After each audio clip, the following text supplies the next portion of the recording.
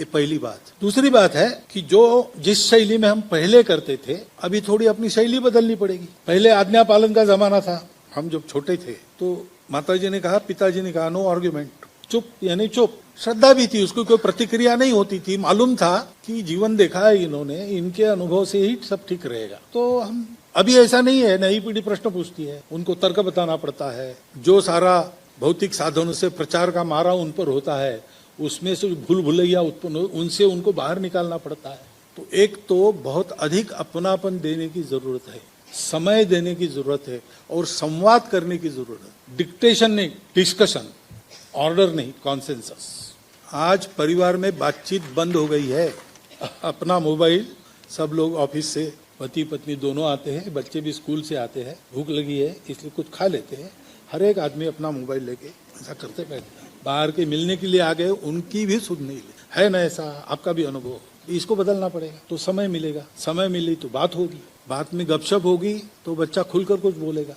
बच्चा अपना कितना भी दूर चला जाए, जीवन में उसको अनुभव जरूर आता है कि हमारा अपना क्या है, इसका महत्व दुनिया में है। तो लाख बाहर गया तो भी कभी आकर आपको पूछेगा कि ये ऐसा ऐसा है, इसका उत्तर चाहिए क्या है हमको। जैसे पूछते हैं, विदेशों में तो पूछते ही है कि भाई ये बंदर के मुख जैसा भगवान और हाथी के मुख जैसा भगवान, ये क्या मामला है। अब वो घर में आके पूछते तो घर में पिताजी को पता नहीं, माताजी को पता नहीं। टेक्स्ट बुक में आना चाहिए, ठीक है, टेक्स्ट बुक में आना चाहिए, कोई बात नहीं, लेकिन टेक्स्ट बुक पर बच्चों को छोड़ देना है क्या। अपने बच्चों की परवरिश पहले 12 साल तक अपने हाथ में रहती है। हम कुछ उनको बताएंगे कि नहीं, तो हम सीखेंगे कि नहीं, हम ही जानकारी लेंगे कि नहीं, ये करना पड़ेगा। उसके आधार पर उनकी जिज्ञासाओं का समाधान करना पड़ेगा। जो हम उनको बताएंगे वो अपने जीवन में उनको दिखना चाहिए। अभी ऐसा नहीं मानेगी नई पीढ़ी, जो आप कर रहे हो वो बोलो। वो तो बड़ा वो विश्लेषण करते हैं, फोन पर भी झूठ बोल रहे पिताजी, तो माताजी को कहते कि हमको कहती हो, वो तो झूठ बोल रहे, क्योंकि आईक्यू बढ़ा है, ईक्यू नहीं बढ़ा है अभी, तो इसलिए चलेगा।